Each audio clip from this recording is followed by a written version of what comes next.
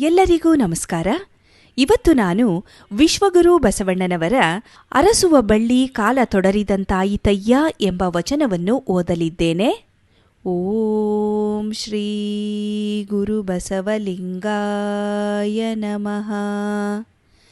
ಅರಸುವ ಬಳ್ಳಿ ಕಾಲ ತೊಡರಿದಂತಾಯಿತಯ್ಯ, ಬಯಸುವ ಬಯಕೆ ಕೈ ಸಾರಿದಂತಾಯಿತು, ಹಲವು ದೆಸೆಯ ನೆಂಟರ ತಾ ಕಂಡಂತಾಯಿತು, ಅರಿದೊಮ್ಮೆ ಅನಿಮಿಷಂಗೆ ಕೊಳ್ಳುವುದ ಲಿಂಗವೆಂದು, ಉನ್ನತದಿಂದ ಮಂಗಳಾರತಿ ಬೆಳಗಿ, ಮುತ್ತು ಮಾಣಿಕ್ಯ ನವರತ್ನ ಹಾರ ತೋರಣವ ಕಟ್ಟಿ ಸಂತೋಷದಿಂದೆನ್ನ ಮನವು, ತೊಟ್ಟನೆ ತೊಳಲಿ ತಟ್ಟನೆ ತಿರುಗಿ ದೃಷ್ಟವ ಕಂಡೆನಯ್ಯ, ಬಿಟ್ಟು ಹಿಂಗವಯ್ಯ ಎನ್ನ ಭವದ ಮೂಲೆಗಳು, ಗುಹೇಶ್ವರನ ಶರಣ ಎನ್ನ ಕರಸ್ಥಳದೊಳಗೆ, ಕೂಡಲ ಸಂಗಮ ದೇವನೆಂಬ ಲಿಂಗವ ಕಂಡೆನಾಗಿ.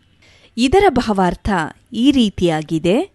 ಹುಡುಕುತ್ತಿರುವಂತಹ ಬಳ್ಳಿ ಕಾಲಿಗೆ ತೊಡಕಿದಷ್ಟು, ಬಯಸಿದಂತಹ ಬಯಕೆ ಕೈಗೆ ಹುಡುಕಿಕೊಂಡು ಬಂದಷ್ಟು, ಪ್ರೀತಿಯ ಸರ್ವ ಬಂಧು ಬಳಗ ಬಾಂಧವರನ್ನು ಕಂಡಷ್ಟು ಸಂತೋಷವಾಯಿತು, ಮನಸ್ಸಿನಲ್ಲಿ ಲಿಂಗವನ್ನು ನೆನೆದು.